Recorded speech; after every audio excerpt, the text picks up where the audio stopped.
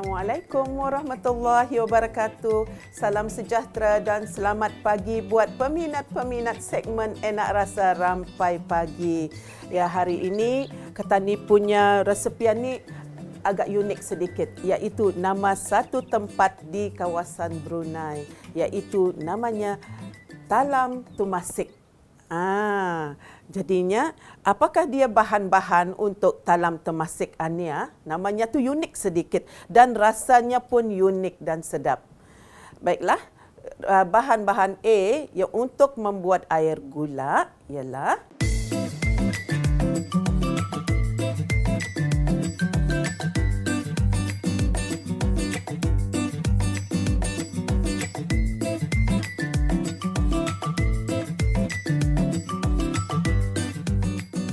dan di sini adalah bahan-bahan B untuk membuat Talam Temasek.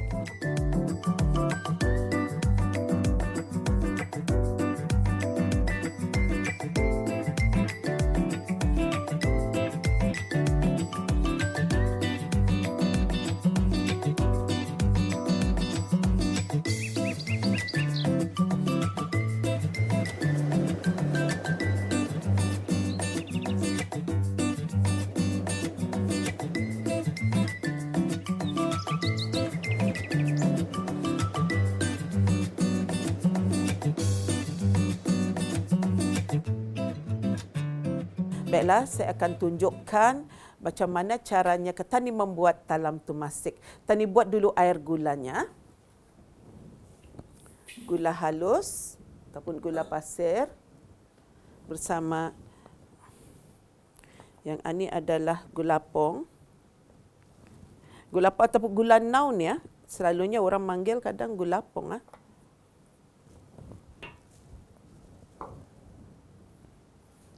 Dimasukkan terlebih dahulu air.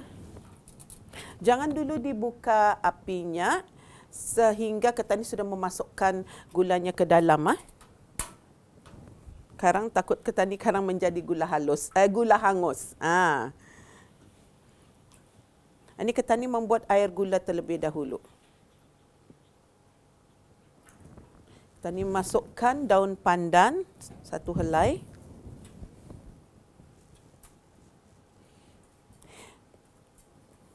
Fungsinya Ketani membuat air gula ini ialah untuk melarutkan gula. Menjadikan ianya air gula sebelum Ketani membuat adunan Talam Temasek.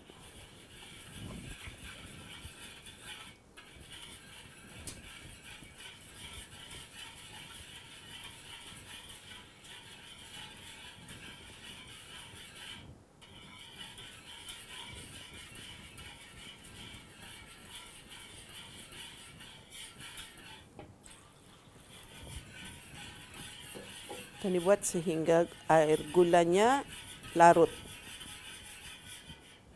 Kemudian Tani masukkan pandan, bukan pandan ni, santan. Tani masukkan air santan.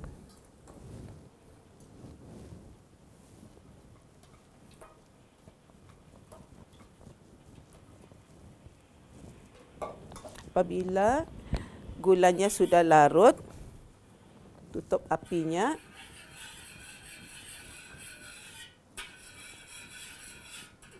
Kita masukkan ke dalam tempat mengadun.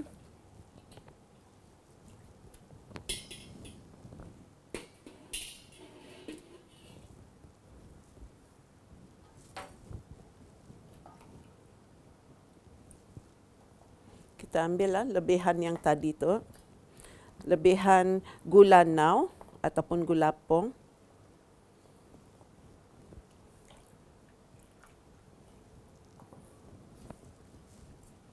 Kita campurkan lagi ya.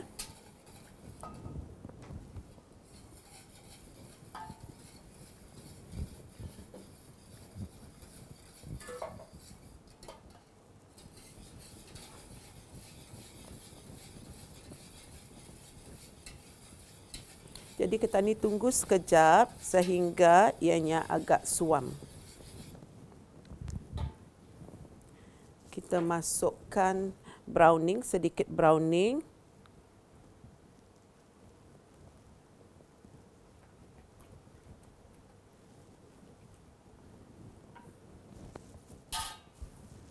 Browning ni ataupun gula hitam adalah fungsinya untuk membagi warna ke dalam adunan talam temasek ketan ya. Kita ni masukkan tepung beras yang sebanyak 250 gram, tepung ubi kayu 100 gram, tepung kacang hijau 30 gram. Ini gaul rata. Kita ni masukkan garam.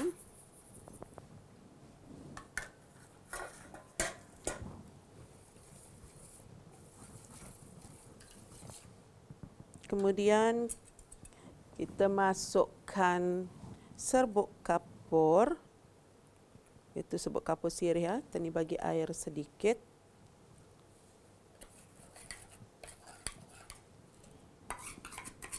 Dan masukkan.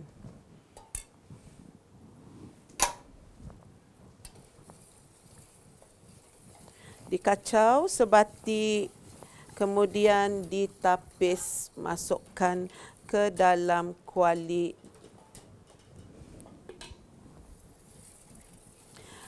Iaitu asas ketan ni membuat talam, iaitu diadun. Yang pertama diadun sebati, yang keduanya ditapis agar ianya indah berketul-ketul lah, yang mana-mana ada bertepung-tepung atau ianya tu nah. Nampak kah tepung-tepungnya tu indah sebati. Jadinya ketan ni tapis adunan ketan ni supaya agar ia cantik.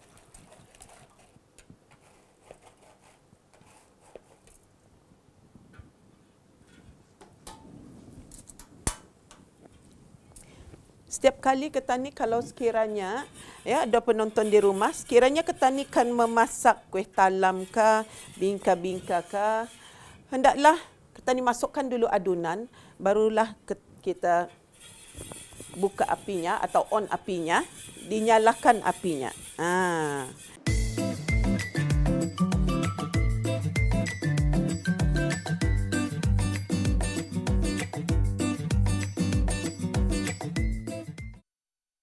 Nampak sudah di sini pekat dan meletup-letup. Ketan ni boleh nampak kah? Tuan?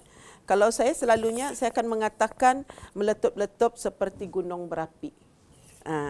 Jadinya apabila ketan ni saya membagi tahu meletup-letup seperti gunung berapi, baru kita akan ingat tu.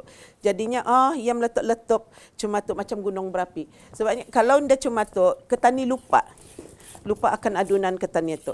Jadinya apabila sudah pekat macam ni, ditutup apinya, ketan ni masukkan yang 50 gram tai minyak tadi ke dalam adunan talam temasek ni dan digaul.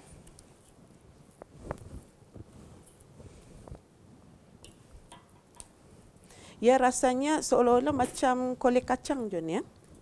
Ini punya rasanya ni ya.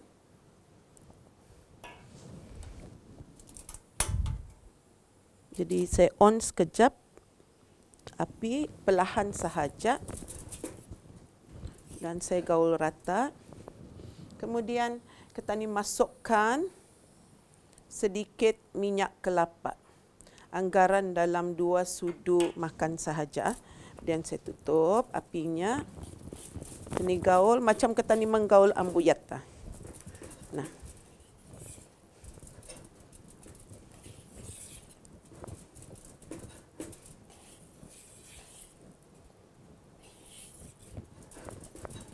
Ianya agar ianya nampak berkilat supaya berkilat. Adunan ani ketan ni masukkan ke dalam loyang berukuran 10 kali 10, plastiknya 16 ini plastik yang 4 segi, berukuran 16-16.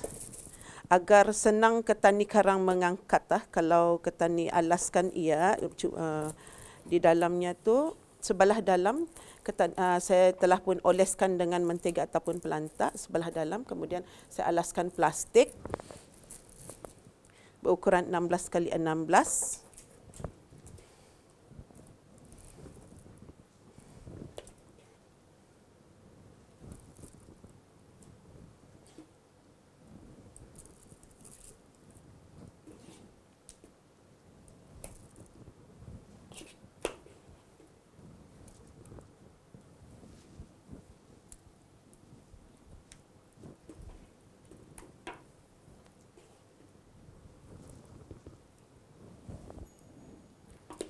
Adunan ni apabila sudah kerang ketani letakkan di dalam loyang 10 kali 10, kemudian akan dikukus selama 1 jam, 45 minit ke 1 jam.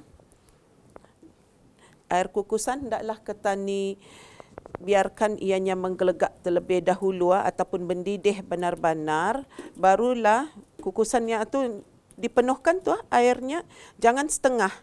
Selalu saya mendapati ada yang kadang-kadangnya setengah saja air kukusan itu. Jadinya kalau untuk 1 jam, hendaklah kukusan itu benar-benar air dalam kukusan itu hendaklah penuh.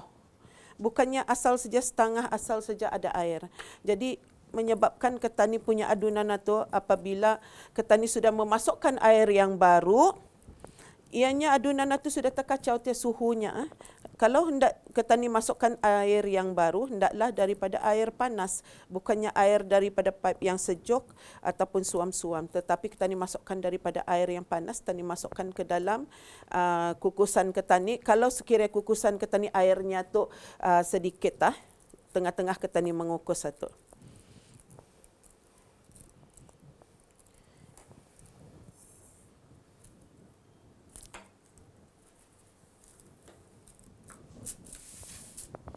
Ini adalah adunan yang sudah pun ketani masak tadi. Adunan talam temasek. Ketani usai dulu. Saya bisai cuma ni. Biar nampak cantik. Cuma tu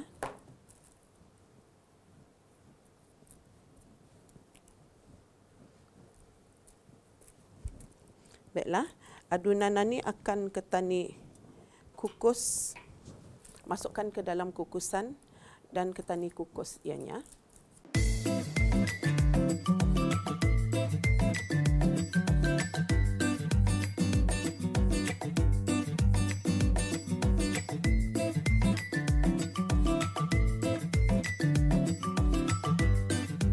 Baiklah, inilah dalam temasek resepi ketani hari ini untuk segmen Enak Rasa Rampai Pagi. Yang telah pun siap tadi dikukus selama 1 jam. Dan kemudian saya sujukkan, dipotong-potong dan ditaburkan dengan kelapa parut yang telah pun dikukus selama 10 ke 15 minit dan dibagi garam sedikit. Inilah hasilnya dalam temasek ketani pada hari ini. Ini sengaja ada yang tidak saya letak kelapa sebabnya ada yang tidak mau berkelapa dan rasanya agak sedikit seperti kolej kacang. Dan yang ini boleh ketani taburkan kelapa. Yang ini boleh tadi kalau tahi minyak tadi pun ketani taburkan di atasnya pun sedap. Jadilah bagi yang tidak sempat menulis apakah resepi hari ini, hendaklah bis kita layari IG Rampai Pagi ataupun layari YouTube segmen Enak Rasa Rampai Pagi Talam Temasek. Jangan lupa mencoba resepi hari ini.